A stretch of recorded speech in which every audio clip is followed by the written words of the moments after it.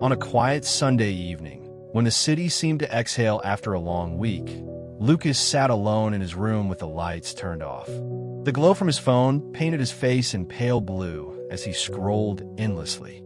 Achievement after achievement passed before his eyes: promotions, engagements, new homes, perfect smiles. With every swipe, his chest tightened a little more, as if an invisible hand was slowly closing around his heart. Lucas wasn't failing at life. He had a stable job. He paid his bills. He showed up when people needed him.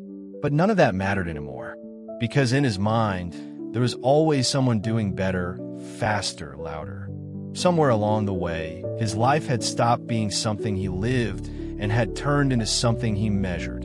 He remembered a time when he used to feel excited about small wins: learning a new skill, finishing a project, making progress at his own pace. Back then, comparison didn't exist. Or maybe it did, but it didn't have a voice yet. Now it spoke constantly. It whispered that he was late, behind, average, replaceable. The worst part was not that he compared himself. It was that he had started rejecting himself. At work, Lucas avoided speaking up, convinced someone else would say it better. With friends, he laughed along, but felt like an outsider in his own life.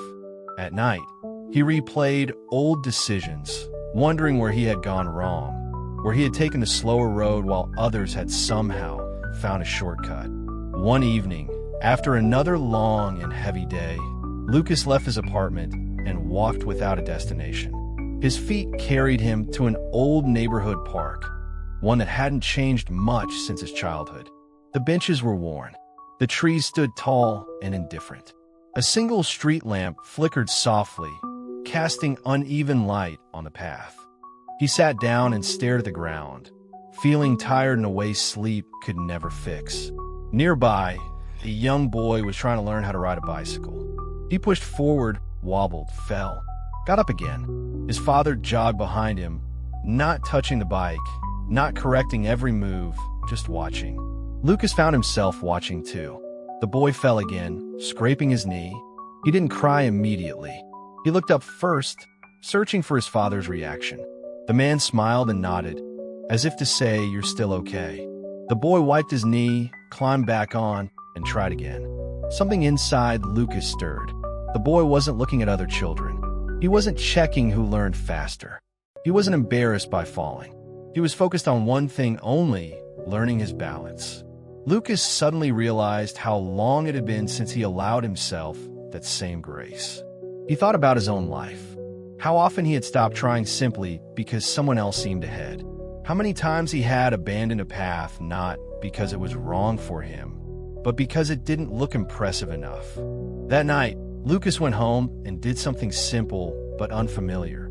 He turned his phone off and sat with his thoughts, not to judge them, not to fight them, but to listen. For the first time, he asked himself a question that had nothing to do with others. What do I actually want? Not what would impress. Not what would compare well. Just what felt honest. The answer didn't come immediately, but something else did: relief. The pressure to compete loosened its grip. He realized he had been running a race he never signed up for, using rules that were never his. Over the following days, Lucas practiced a quiet shift. When comparison appeared, he acknowledged it and let it pass. When self-judgment rose, he reminded himself that growth was not a performance. He began setting goals that felt personal, not borrowed. Progress that felt meaningful, not visible. Nothing magical happened overnight. His life didn't suddenly transform, but something far more important changed: his relationship with himself. He started showing up without apology, speaking without shrinking, working without constantly checking where others stood. Slowly, the noise in his mind softened, and in that silence, he found something he hadn't felt in years: acceptance. One evening, as Lucas walked through the same park, he noticed the boy riding his bicycle smoothly now, laughing as the wind rushed past him. The father stood at a distance, hands in his pockets, proud but quiet. Lucas smiled. He finally understood that comparison had never pushed him forward. It had kept him disconnected from who he was becoming. Accepting himself didn't mean settling. It meant starting from a place of truth. And in that moment, Lucas felt lighter. Not because he was ahead, not because he had caught up, but because he had finally stopped looking sideways and started walking forward. At his own pace, in his own direction, fully himself.